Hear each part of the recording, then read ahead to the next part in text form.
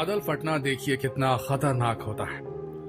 दोस्तों, ये बादल फटना कोई ऐसी घटना नहीं जिसका आसानी से वीडियो बनाया जा सके, क्योंकि बादल फटने को कोई पहले से प्रेडिक्ट नहीं कर सकता।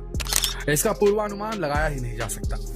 हाँ, अगर फिर भी किसी ने ऐसी किसी घटना को अपने कैमरे में कैद करने की कोशिश की होगी तो शायद ही वो जिंदा बचा होगा। इतिहास गवाह है कि जब जब कहीं बादल फटा है तो आसपास भयंकर तबाही मची।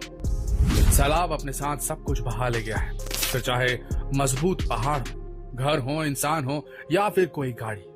क्योंकि जब बादल फटता है तो लाखों टन पानी बहुत थोड़े से इलाके में अचानक से बरस जाता है, मानो जल प्रलय आ गई हो। उस इलाके का भूगोल ही बदल जाता है।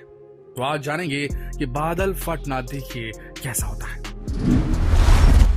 दोस्तों, जब आप आकाश में कोई बड़ा बादल देखते हैं तो समझ लीजिए कि उस बादल के अंदर लाखों लीटर पानी है। लेकिन जब बादल फटता है तो समझ लीजिए कि 1 स्क्वायर किलोमीटर में फैले बादल में 30 से 50 करोड़ लीटर का पानी हो सकता है। क्योंकि ये बादल बहुत ज्यादा घने और भारी होते हैं, इसलिए इनके फटने की आशंका भी बहुत ज्यादा होती है। लेकिन बादल फटने की स्थिति में आखिर होता क्या है? क्या बादल गुब्बारे की तरह फट जाता है, या फिर किसी बॉम्ब या सिलेंडर की तरह ब्लास्ट हो जाता है, या फिर ये प्रोसेस कुछ और ही होता है? इसे लेकर लोगों के बीच अक्सर कंफ्यूजन बनी रहती है। तो चलिए आज इस कंफ्यूजन को खत्म किए देते हैं। सबसे पहले ये समझ लें कि बादल फटने का ये मतलब बिल्कुल नहीं होता कि बादलों के टुकड़े हो गए हों या उसमें किसी तरीके का धमाका हो जाए। दरअसल आप बादल के फटने को कुछ यूं समझ सकते हैं कि बहुत से बादलों में से किसी एक में या फिर कई सारे बादलों में पानी की मात्रा बहुत अधिक बढ़ जाती है। ऐसा होने पर वो अपना वजन नहीं संभाल पाते और एकाएक बादल का सारा पानी कुछ ही मिनटों में जमीन पर कुछ 100 मीटर के दायरों में गिर जाता है। मतलब ये हुआ कि फटने वाला बादल अगर 1 किलोमीटर में फैला है तो उसका करोड़ों टन पानी कुछ ही वक्त के अंदर लगभग 200 मीटर या उससे भी कम दायरे में गिर जाएगा। ऐसा होने पर पर्टिकुलरली उस एरिया में प्रचंड बाढ़ आ जाएगी और वह हिस्सा पूरी तरह से तबाह और बर्बाद हो जाएगा। इसलिए आप अक्सर खबरों में यही सुनते होंगे कि उत्तराखंड के पिथौरागढ़, चमेली, अल्मोड़ा या फिर किसी और जगह पर बादल फटने की घटना सामने आई है, जबकि बादल तो पूरे उत्तराखंड में बरस रहे थे। फिर कुछ ही हिस्सों में कुछ बादल या फिर एक बादल कैसे फट पड़ा? क्यों नहीं पूरे उत्तराखंड में छाया बादल फट पड़ा? तो इसकी सिंपल सी वजह यही है कि कुछ बादलों के समूह या एक बादल में पानी की मात्रा बहुत ज्यादा हो जाने से बादल का वह हिस्सा फट पड़ता है, जैसे हम बादल का फटना या क्लाउड बर्स्टिंग कहते हैं। वरना तो पूरे उत्तराखंड में छाया बादल ही फट पड़े और फिर पूरा उत्तराखंड और उसके आसपास के इलाकों में ही जल प्रलय आ जाए। पूरा उत्तराखंड जलमग्न हो जाएगा ऐसे में तो, और तब शायद वहां किसी इंसान का नाम और निशान ही नहीं बचेगा। यही वजह है दोस्तों कि हम ये प्रेडिक्ट नहीं कर सकते कि बादल का कौन सा हिस्सा फटने वाला है। हम बादल फटने के बाद अचानक आई बाढ़ को तो देख पाते हैं, लेकिन हम ये नहीं बता सकते कि बादल का कौन सा हिस्सा कहाँ और कब फटने वाला है। क्यों अचानक से फट जाते हैं बादल, अभी भी समझ लेते हैं। दरअसल कभी भी बादल फटने की घटना तब होती है जब काफी ज्यादा नमी वाले बादल एक सीमित दायरे में रुक जाते हैं। तब बादलों में मौजूद पानी की बूंदें आपस में मिल जाती हैं। इन बूंदों के भार से बादलों की डेंसिटी यानी उनका घनत्व काफी बढ़ जाता है और फिर अचानक भारी बारिश शुरू हो जाती है। बादल फटने पर अक्सर 100 मिलीमीटर प्रति घंटे या उससे भी ज्यादा रफ्तार से बारिश हो सकती है। यानी बहुत कम समय में ही बादल अपने भीतर मौजूद सारा पानी एक ही जगह पर बरसा देते हैं। और ऐसा जब भी होता है तो मौके पर बाढ़ जैसे भयंकर हालात पैदा हो जाते हैं।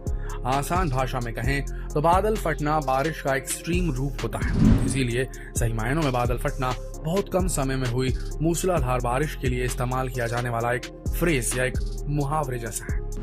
वैसे बीते कुछ महीनों में आपने न्यूज चैनल्स और अखबारों में पहाड़ों पर बादल फटने की कई खबरें देखी होंगी और पढ़ी होंगी। तो अब सवाल ये उठता है कि क्यों ज्यादातर बादल पहाड़ों पर ही फटते हैं? ऐसा है दोस्तों कि पानी से भरे बादल अक्सर पहाड़ी इलाकों में फंस जाते हैं। पहाड़ों की ऊंचाई की वजह से बादल आगे नहीं बढ़ पाते, फिर अचानक एक ही स्थान पर तेज बारिश होने लगती है। कई बार तो चंद सेकंड में ही 2 सेंटीमीटर से ज्यादा बारिश हो जाती है। पहाड़ों पर बादल फटने से इतनी तेज बारिश होती है जो कुछ ही पलों में सैलाब की शक्ल अख्तियार कर लेती है।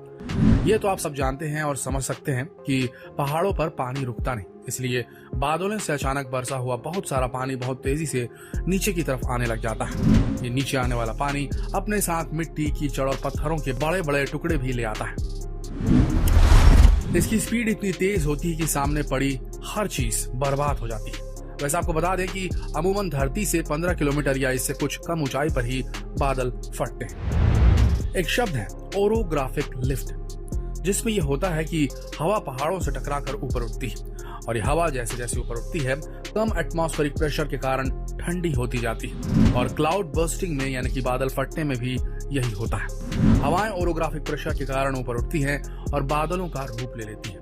बादलों से रेन ड्रॉप कंडेंस होकर नीचे गिरने वाले ही होते हैं कि नीचे से आने वाली orographic lift air water droplets को नीचे गिरने से रोक देती है और ये बूंदें ऊपर बादलों में ही रह जाती है। फिर जैसे ही नीचे से आने वाली ओरोग्राफिक लिफ्ट एयर बंद होती है, बहुत ही ज्यादा अमाउंट में बारिश की बूंदें कुछ ही सेकंड्स में जमीन पर आ गिरती हैं। दोस्तों, पहले ये माना जाता था कि बादल का फटना सिर्फ पहाड़ी इलाकों में होता है, लेकिन ऐसा नहीं है। कभी कभी बादल फटने की घटना कम ऊंचाई वाले क्षेत्र या मैदानी इलाकों में भी हो जाती है। इस तरह के क्लाउड बर्स्ट की घटनाएं पहाड़ों में बादल फटने की घटनाओं से अलग होती है। इसमें होता यह है कि जब बादल बरसने को होते हैं तभी उनके नीचे गर्म हवाएं बहने लगती है। ये गर्म हवाएं लगातार ऊपर की ओर उठती रहती है, जो पानी की बूंदों को नीचे गिरने से रोकती है। बाद में जैसे ही ये गर्म हवाएं ऊपर की ओर उठना बंद होती है, बादलों में मौजूद पानी की बूंदें, जो कि पहले से ही काफी ज्यादा इकट्ठा हुई रहती हैं, बहुत ही कम समय में बहुत ही ज्यादा अमाउंट में नीचे गिर जाती, जिससे बाढ़ से भी ज्यादा खतरनाक हालात बन जाते हैं। दोस्तों, आपको याद है कि साल 2005 की 26 जुलाई का वो भयावह दिन जब माया नगरी मुंबई की रफ्तार अचानक थम गई थी। उस दिन यहाँ भी बादल फटा था। यह बादल किसी पहाड़ या किसी ठोस चीज से नहीं बल्कि गर्म हवाओं से टकराए थे और फिर महज 24 घंटे में मुंबई के आसमान से 944 मीटर पानी बरस गया। ये बारिश इतनी तेज और घनघोर थी कि जब तक लोगों को कुछ समझ आता तब तक बहुत देर हो चुकी थी। 50 से ज्यादा लोगों की जानें चली गई थी। कुछ लोग तो अपनी गाड़ियों में ही डूबकर मारे गए थे। साल 2013 में उत्तराखंड के केदारनाथ में बादल फटने से भयंकर त्रासदी आई थी, जिसमें 5000 से ज्यादा लोगों की जानें चली गई थी। हजारों लोग लापता हो गए थे, जिनमें से ज्यादातर लोगों का अभी तक कुछ पता नहीं चल पाया। अगस्त 2010 में जम्मू कश्मीर के लेह में बादल फटने से 1000 से ज्यादा लोगों की मौत हो गई थी और 400 से अधिक लोग घायल हुए थे।